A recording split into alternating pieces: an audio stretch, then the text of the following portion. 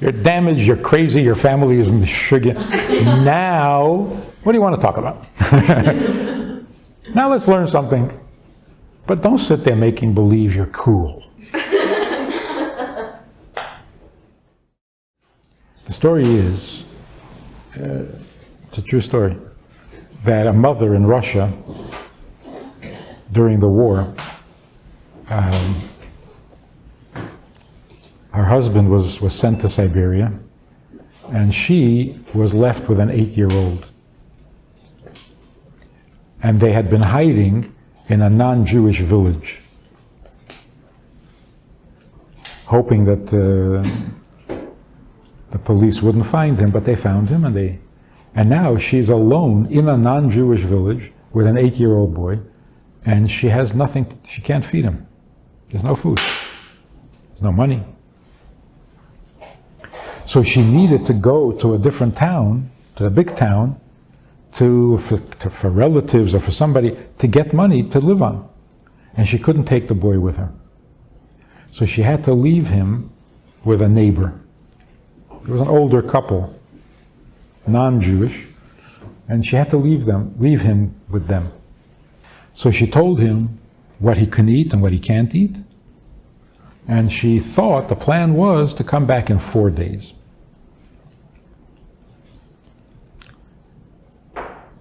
She didn't come back in 4 days. The trains weren't running, her papers weren't in order, they kept her, it was a week went by and she wasn't back. The man, the Russian, would come home drunk every night, and to have some fun, he tried to force the boy to eat non-kosher meat, whatever, dog meat or whatever they had over there. And the boy would fight and bite and kick and spit out, and he forced it into his mouth. So after a week of this, the woman, the Russian woman, couldn't take the screaming and the nightly noise, so she took the boy and put him into an orphanage. In the orphanage, nobody forced him to eat what he didn't want, but they were always making fun of him and teasing him. Why can't you eat this? What's wrong with you? 2 weeks went by. Mother wasn't back. And the orphanage took the kids, the orphans, on a hike into the country. It was a hot day, so the children were thirsty and tired, so they went into a farm along the way, and they asked the farmer if he has a drink for the kids. So he gave them each a glass, and he filled it with milk, and this little boy was about to drink the milk, and he hears the farmer saying, "This is very good. It's good you stopped here, because there's nothing healthier for children than horse's milk." The boy hears this, and he doesn't know what to do. He's thirsty. It's a cold drink. On the other hand, it's not kosher. But if he tells them he can't drink it, they'll start a whole new conversation, and they'll start teasing him about the milk. He doesn't need that. But on the other hand, it's not kosher. So he finally decides that he's not going to drink it. And to avoid a scene, he made believe that the glass slipped out of his hand and spilled. So now they're going back to the orphanage, and the mother had arrived. She had come back. She went to the house, the neighbor's house, and was told that the boy wasn't there. In those days, children were kidnapped and disappeared left and right. So she got really frightened. And she ran to the orphanage, and she said, "I'm here to pick up my son." And they said, "He's not here right now." So she really panicked. They're playing games with me. But she didn't know what to do. So she was pacing in front of the orphanage, and the group, the orphans, were coming back. This little boy, 8 years old, sees his mother, and he starts running towards her, and he shouts to her, Mama, I'm still yours. I didn't drink it. What kept him from drinking the milk? Yirah Shamayim. He's 8 years old. He didn't drink the milk because he's frum. He's 8 years old. He didn't drink the milk because he's his mother's son. She wouldn't drink it, I don't drink it. Why? Because I'm your son. If he would drink it, he wouldn't be able to say, I'm still yours. Because you don't and I did. After 3,000 years since Har Sinai, most Jews, maybe all Jews, can still say, I am yours. Yeah, I drank things I shouldn't drink, but I'm still yours. I never stopped being Jewish. I didn't want to stop being Jewish. I would never do anything to stop being Jewish. I eat wrong foods, I drink wrong, but I never did anything to stop being Jewish. Anybody who calls himself a Jew, after all these years and after all this suffering, he can say, I'm still yours.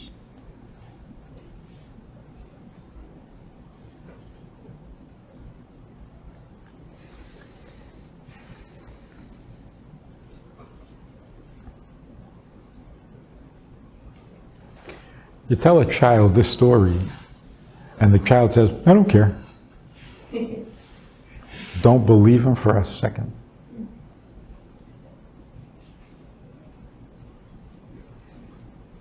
I don't care if my mother loves me.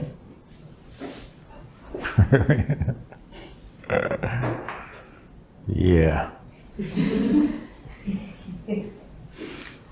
I had an old Russian guy recently arrived, and in Russia he was an engineer. He came to America, he had to clean houses. It was very sad. Anyway, so I asked him to put on tefillin. No. He laughed at me. No, he's a product of Russian atheist, communist education. He says, no, they taught, that's for the old guys. My father did that. No. I asked him a second time, a third time. No, they taught. Finally, I asked him, and he thought that if he doesn't put on the tefillin, I'll fire him. He was afraid that I wouldn't give him the job if he doesn't. He says, okay, yeah, okay, fine, we'll put on tefillin. He gets the tefillin on, and I said to him, say Shema.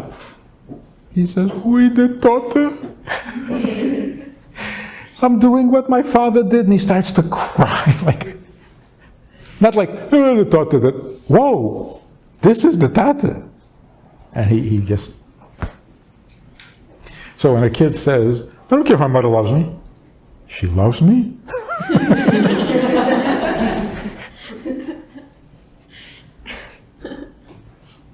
So last summer, we had 40 teenagers, girls, and they're out of their mind. So one day, I just made a suggestion, which I didn't think they would take it seriously. We were talking about family, whatever. I said, what would be a great idea? Everybody sit down and write a letter to your mother. You don't have to mail it. Tear it up. But write a letter to your mother. I was very surprised. Almost every one of them did it. I mean, it certainly wasn't required. I was just saying it would be a nice idea. Except for 2 or 3. They all sat down and wrote a letter to their mother. Most of them did not mail it. But the next day, they were different people. They were not the same people. They were normal. What do you do on your? I mean, I know a lot of girls. It's like people say, "Oh, her, yeah, she went to the program, and that's why she's different." Like, how do you magically transform? It's like before program, post program. We But they're the same, but like their whole like mindset just changes. we have these little pills we put into the food. This is one of the tricks. I'm telling you, it was like,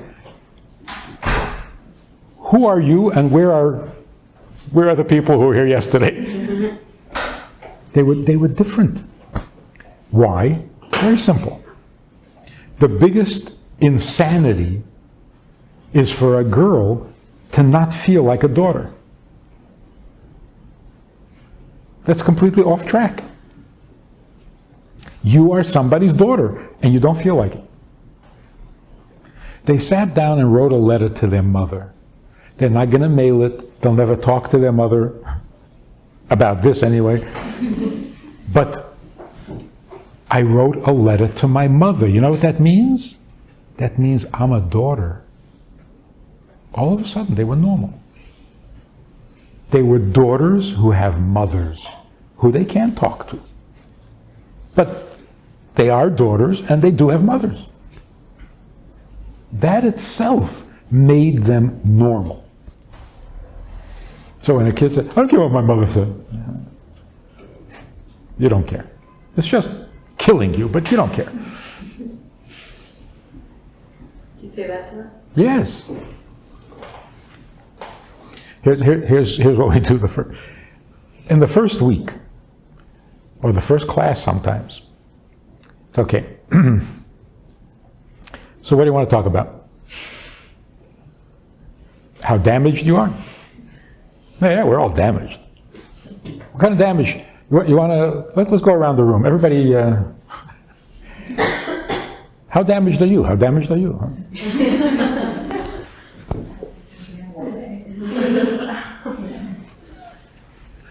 Every family is nuts. You know any family that's not nuts? They're all crazy. There are no families. Okay, now we can talk.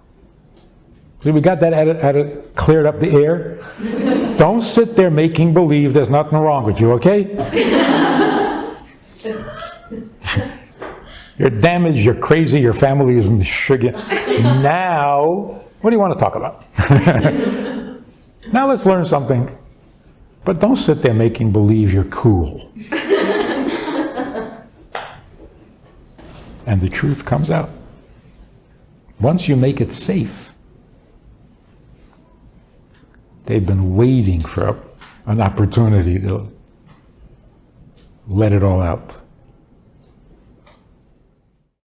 If you enjoyed this conversation or this topic, and you're looking for more information, or you want to hear it again from another angle, there is a way to do that. And that is in this book. It's all there. Order it from Amazon. You can read it, reread it, and share it. We have a Sunday night program for VIPs that you might be interested in. It's informal. It's questions and answers. It's conversation. It's really relaxed. It's really pleasant, enjoyable, informative, and kind of community-like.